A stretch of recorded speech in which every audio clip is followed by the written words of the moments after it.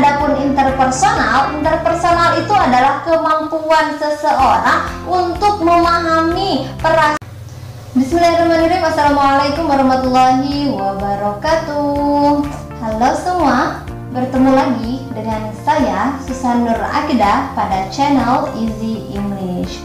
Pada kesempatan kali ini, untuk yang kedua kalinya, saya akan membahas mengenai salah satu materi yang akan menjadi soal dalam penyeleksian P3K 2021, yang materi ini merupakan termasuk ke dalam kisi-kisi yang akan diujiankan pada penyeleksian tersebut.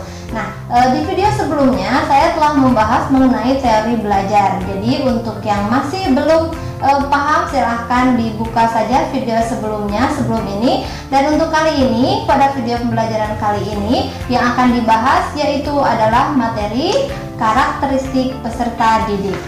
Baik, sebelumnya seperti biasa saya mohon untuk mengklik subscribe-nya terlebih dahulu, like dan share, supaya video ini memberikan kemanfaatan untuk semuanya dan lebih menyemangati diri saya sendiri supaya bermanfaat dan bisa membuat konten-konten bermanfaat dan men-share-share, kita saling berbagi mengenai ilmu-ilmu dan informasi-informasi penting yang lainnya seperti itu. Baik, kita langsung saja ke dalam pembahasan, yaitu mengenai karakteristik peserta didik.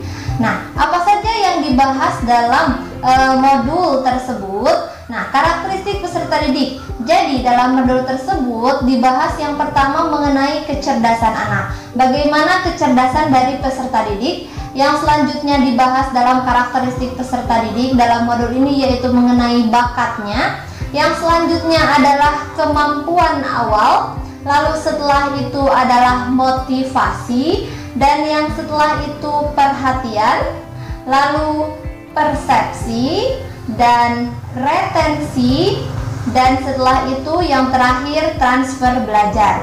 Jadi yang poin-poin ini adalah poin yang dibahas pada modul karakteristik peserta didik. Jadi untuk yang masih belum mengerti, silahkan jangan di skip video ini, dilanjutkan hingga habis, insya Allah akan mengerti dan mudah difahami seperti itu.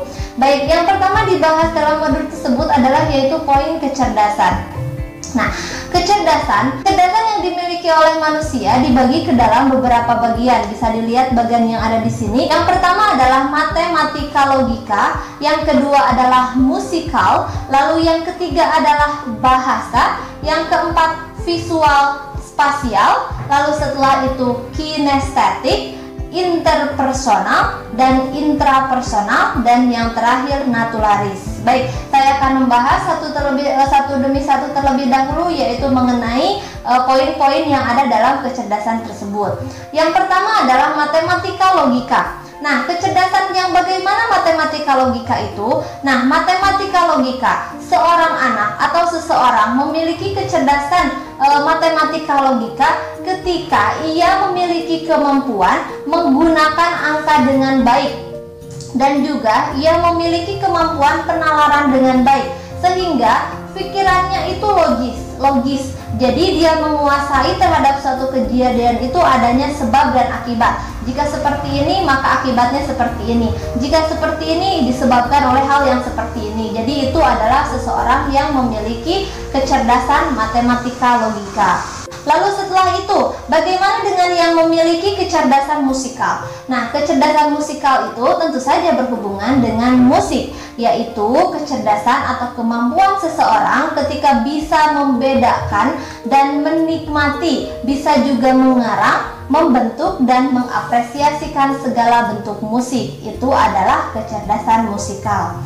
Lalu bagaimana dengan kecerdasan bahasa? Tentu saja dalam kecerdasan bahasa, seseorang dikatakan memiliki kecerdasan bahasa ketika ia mampu untuk melakukan komunikasi dengan baik. Ia mampu menangkap informasi dengan baik dan tentu saja menyampaikan informasi dengan baik sesuai yang dimaksud, baik itu menyampaikan maksud dari diri sendiri ataupun maksud dari orang lain ketika menjadi perantara untuk menyampaikan kepada orang yang lainnya seperti itu. Lalu bagaimana dengan kecerdasan visual spasial? Nah, untuk kecerdasan visual spasial yaitu kemampuan dari seseorang untuk mengetahui warna, garis, bentuk, ukuran. Nah, untuk yang dalam hal kaitannya dengan warna, garis, bentuk, ukuran, besar, itu berarti bahwa seseorang tersebut memiliki kemampuan visual spasial. Ingat-ingat visual, lebih ke ukuran, bentuk, warna, seperti itu.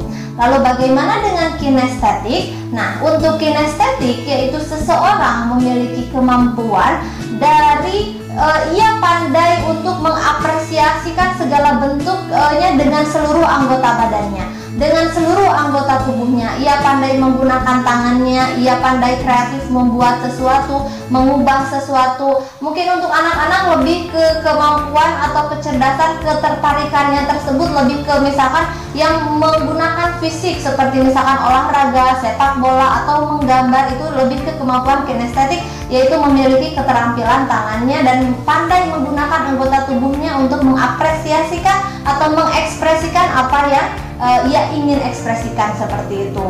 Lalu setelah itu ada interpersonal. Adapun interpersonal itu adalah kemampuan seseorang untuk memahami perasaan atau mengetahui niat, yaitu niat dari orang lain atau lingkungan sekitarnya. Jadi ketika seseorang atau seorang anak memiliki keterampilan untuk menangkap niat orang lain dengan baik, untuk menangkap atau memberikan motivasi orang lain dengan baik, berarti ia memiliki kemampuan atau kecerdasan interpersonal. Adapun intrapersonal itu adalah kemampuan memotivasi dan mengetahui niat dari diri sendiri. Jadi kalau inter itu berarti memahami kemampuan, memahami motivasi dan bisa memberi motivasi kepada orang lain. Adapun intrapersonal itu berarti memahami diri sendiri. Intra diri sendiri, inter ke orang lain atau ke dalam lingkungannya, seperti itu. Dan yang terakhir, naturalis itu adalah kecerdasan yang memiliki kemampuan dengan alam, kecerdasan atau mengetahui tentang segala hal tentang alam, tentang flora, tentang fauna dan lain sebagainya. Oke, bagaimana bisa dipahami? Itu adalah kecerdasan atau macam-macam kecerdasan yang dimiliki oleh manusia, terutama ketika kita ingin memahami kecerdasan yang bagaimana yang dimiliki oleh peserta didik kita. Jadi kita bisa mengkategorikan dengan baik. Yang selanjutnya yang akan dibahas yaitu poin yang kedua, yaitu bakat peserta didik. Nah, bakat peserta didik yang pertama, kemampuan yang merupakan sesuatu yang melekat atau inherent dalam diri seseorang, itulah yang dinamakan bakat. Jadi bakat adalah kemampuan yang merupakan sesuatu yang melekat pada diri seseorang tersebut atau dinamakan inherent. Lalu setelah itu, bakat peserta didik dibawa sejak lahir dan terkait dengan struktur otaknya. Itu adalah itu juga dinamakan bakat. Lalu setelah itu, genetik struktur otak telah terbentuk sejak lahir. Tetapi berfungsinya otak sangat ditentukan oleh cara peserta didik berinteraksi dengan lingkungannya. Itu adalah bakat. Jadi bakat adalah kemampuan yang sudah melekat pada diri sendiri dan itu terbawa semenjak lahir. Nah, adapun bakat tersebut berkembang atau tidaknya, otak tersebut berkembang atau tidaknya, itu tergantung bagaimana peserta didik atau orang tersebut berinteraksi dengan lingkungannya. Terutama di sini orang tua sangat berpengaruh dalam mengembangkan dari bakat anaknya tersebut. Baik, yang selanjutnya bagaimana dengan indikator bakat? Nah, apa-apa saja yang dinamakan seseorang atau anak tersebut memiliki bakat? Yang pertama, mempunyai ingatan yang kuat, itu juga dinamakan bakat. Setelah itu mempunyai logika dan keterampilan analitis yang kuat, itu juga indikator dari bakat. Lalu mampu berpikir abstrak, mampu membaca tata letak atau ruang, mempunyai keterampilan mekanis, mempunyai bakat musik dan seni, itu juga bakat. Lalu luwes dalam atletik dan menari, pintar bersosialisasi, mampu memahami perasaan manusia, dan yang terakhir mampu memikat dan merayu. Itu adalah indikator atau biasanya yang dikategorikan masuk ke dalam bakat dari seseorang tersebut. Baik. Lalu bagaimana seseorang dikatakan intelektual? Bisa dilihat di sini. Yang pertama, mudah menangkap pelajaran, lalu mudah mengingat kembali, Setelah itu memiliki pembendaharaan kata yang luas, penalaran tajam, berpikir logis, kritis, dan memahami hubungan antara sebab dan akibat, dan daya konsentrasi dengan baik. Berarti siswa tersebut memiliki intelektual yang bagus. Setelah itu menguasai banyak bahan tentang macam-macam topik, dan yang terakhir senang dan sering membaca. Berarti kita bisa mengkategorikan seseorang anak, oh anak ini senang dan sering membaca, dia bagus dalam berkomunikasi. Itu berarti dinamakan anak tersebut memiliki intelektual yang bagus. Oke, bisa dipahami? Baik, yang selanjutnya yaitu bagaimana dengan indikator dari kreativitas. Bagaimana seseorang anak bisa dikatakan anak tersebut memiliki kreativitas yang bagus? Nah, bisa dilihat di sini, memiliki rasa ingin tahu yang besar. Biasanya anak kreatif itu memiliki rasa ingin tahu yang besar. Lalu sering mengajukan pertanyaan yang berbobot. Jadi istilahnya tidak asbun atau asal bunyi. Dia bertanya tapi benar-benar bertanya, tidak hanya untuk mencari perhatian saja, tapi benar-benar muncul dari dirinya sendiri sebuah pertanyaan yang dia penasaran apa jawabannya, seperti itu. Lalu setelah itu memberikan banyak gagasan dan usul terhadap suatu masalah. Dia cenderung menyelesaikan masalah, lalu mampu menyatakan pendapat secara spontan dan tidak malu-malu, yaitu memiliki kepercayaan diri yang bagus, seperti itu. Dan yang terakhir, mempunyai atau menghargai rasa keindahan. Baik. Nah, yang selanjutnya yang akan dibahas yaitu mengenai kemampuan awal.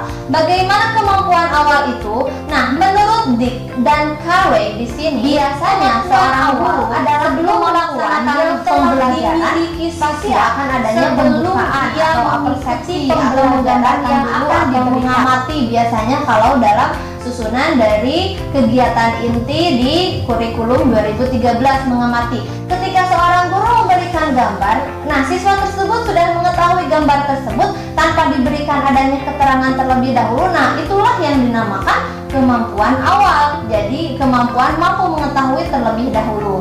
Nah, menurut penelitian Goldstein, terdapat hubungan yang positif antara kemampuan awal siswa dengan hasil belajarnya.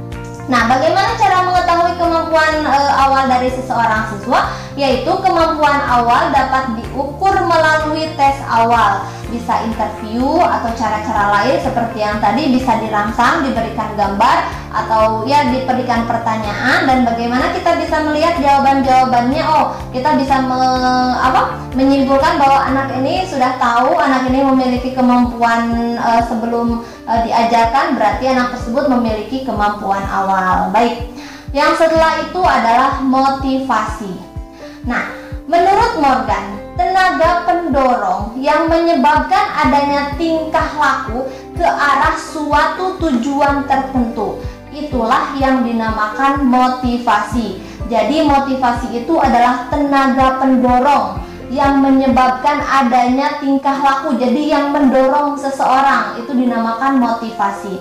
Nah, adapun motivasi itu dibagi menjadi dua bagian. Ada motivasi ekstrinsik, ada motivasi intrinsik.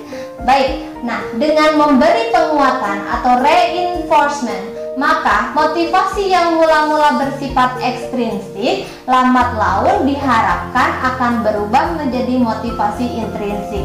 Nah, ekstrinsik itu adalah motivasi yang berasal dari luar, sedangkan intrinsik adalah motivasi yang berawal dari dirinya sendiri. Jadi untuk dari luar, misalkan dari lingkungan, dari guru, dari orang tua.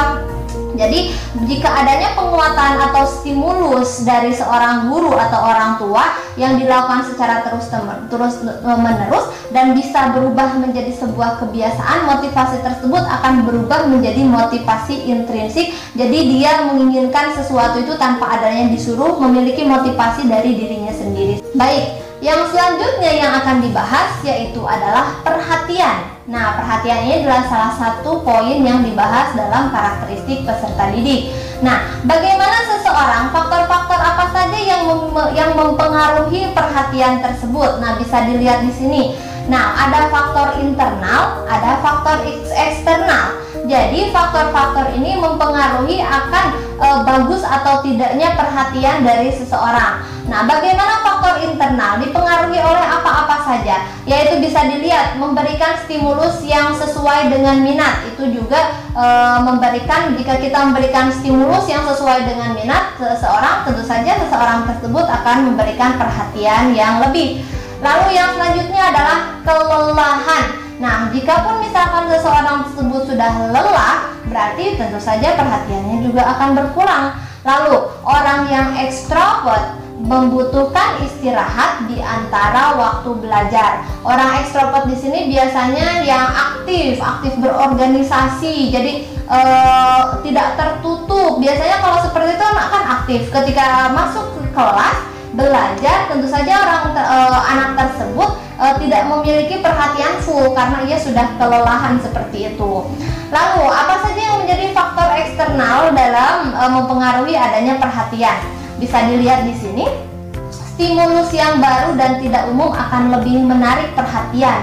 Nah, biasanya stimulus yang baru, nasihat yang baru, wah ramai ya, kalau kadang bahasanya gitu, wah baru tahu ya, itu akan memberikan perhatian yang lebih dari anak-anak. Lalu setelah itu, beberapa warna lebih mudah menarik perhatian. Nah, warna juga bisa menarik perhatian dari anak-anak atau dari seseorang.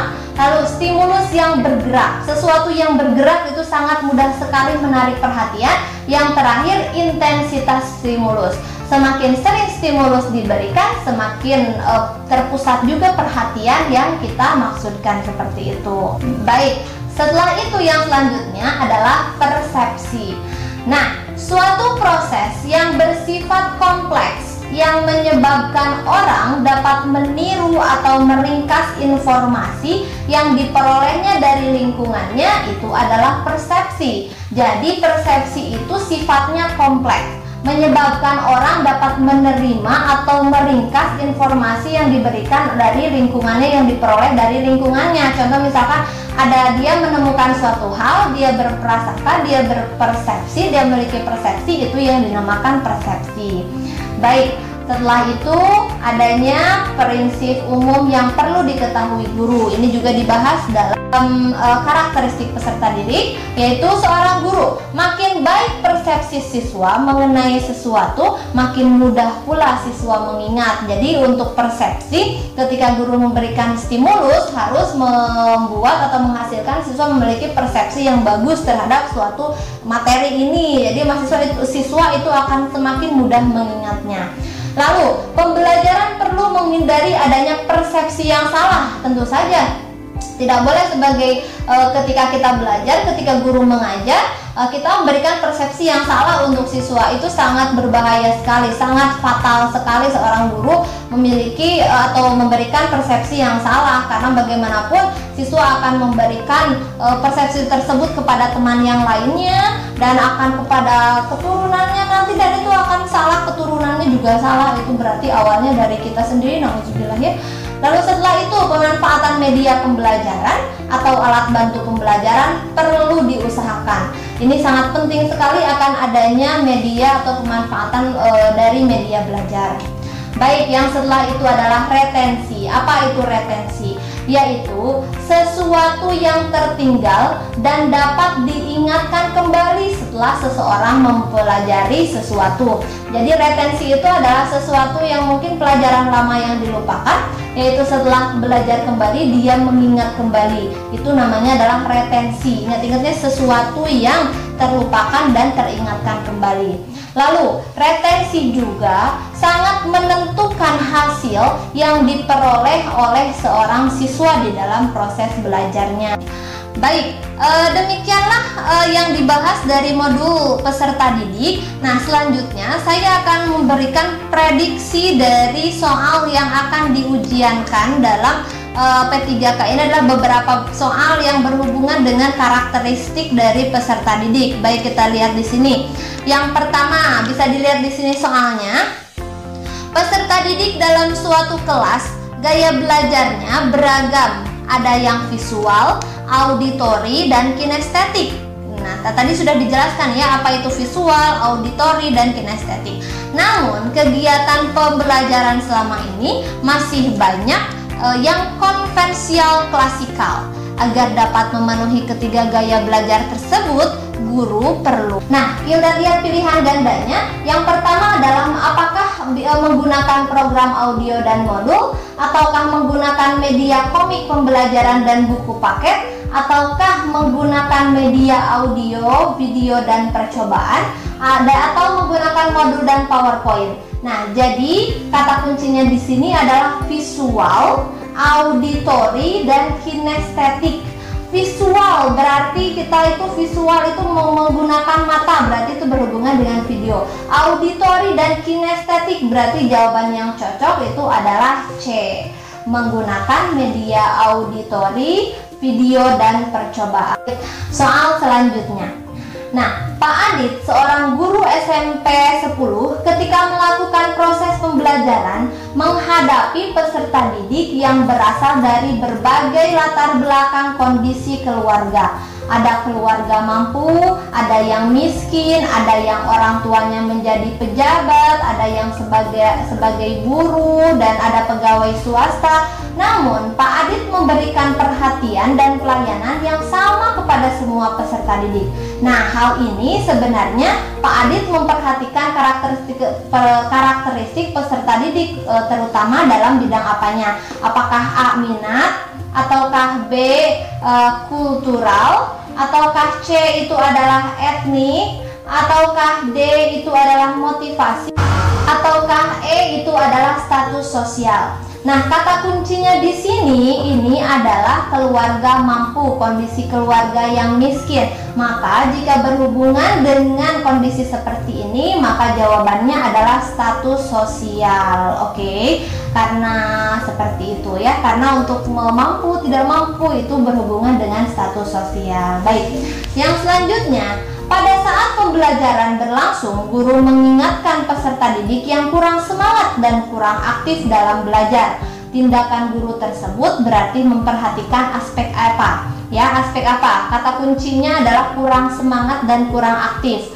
Apakah A, kultural, ataukah B, status sosial, atau C, sosial, atau D, etnik, E, motivasi? Wah, di sini sudah ada bocoran ya. Jawabannya itu adalah motivasi. Baik. Yang selanjutnya, pada suatu proses pembelajaran yang kebetulan hari itu bertepatan dengan peringatan Hari Sumpah Pemuda, guru sebelumnya telah menghimbau kepada peserta didik untuk menggunakan busana daerah masing-masing. Nah, tindakan guru tersebut memperhatikan karakteristik peserta didik, terutama aspek. Nah, jadi tadi yang sudah dijelaskan tadi, jadi benar-benar harus dipahami ya. Apakah A, status sosial?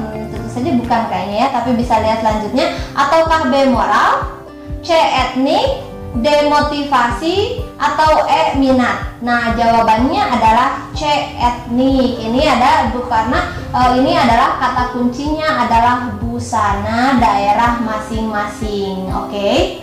Baik, yang selanjutnya, Pak Anton ketika akan melakukan kegiatan pembelajaran dengan topik tata surya melakukan pretest terlebih dahulu dengan maksud ingin mengetahui pengetahuan dan keterampilan yang telah dimiliki peserta didiknya sebagai patokan untuk memulai pembahasan topik tersebut. Hal ini berarti Pak Anton memperhatikan karakteristik peserta didik dalam hal apa? Apakah yang pertama perkembangan motoriknya, atau motivasi belajarnya, atau kemampuan awalnya, atau perkembangan sosialnya, atau perkembangan emosinya. Nah, di sini kata kuncinya adalah ketika akan melakukan kegiatan pembelajaran. Ketika akan, di sini ada pretest. Sebelum tes, biasanya pretest dilakukan sebelum adanya pembelajaran diberikan. Maka jawabannya itu adalah kemampuan awalnya. Jadi yang tadi dijelaskan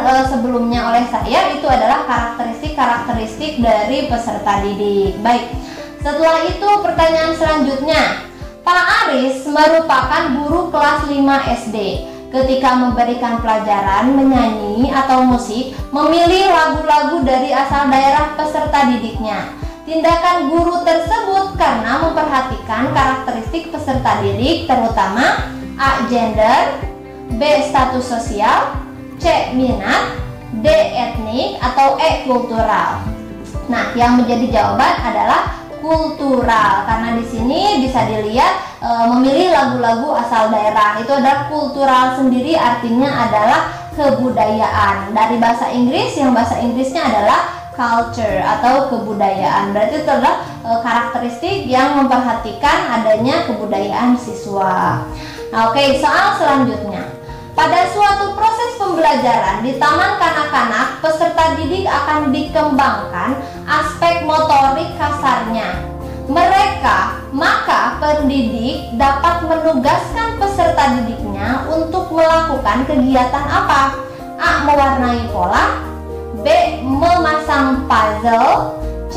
Menendang bola, D. Menjiplak huruf, atau E. Meroncek membuat kalung. Nah, di sini bisa terlihat jawabannya adalah menendang bola. Nah, kata kuncinya adalah aspek motorik kasarnya. Jadi di mana tubuh itu benar-benar digunakan ya. Jadi kalau dikembangkan aspek motorik, maka untuk aspek motorik yang paling tepat adalah menendang bola. Oke. Bagaimana? Bisa dipahami? Baik, itu adalah penjelasan mengenai karakteristik peserta didik. Jadi yang tadi dijelaskan seperti yang di awal, bahwasanya adanya kecerdasan, adanya motivasi, kemampuan awal, dan lain sebagainya, itu adalah merupakan karakteristik dari peserta didik. Oke, mungkin cukup sekian video kali ini. Terima kasih, mudah-mudahan bermanfaat. Assalamualaikum warahmatullahi wabarakatuh.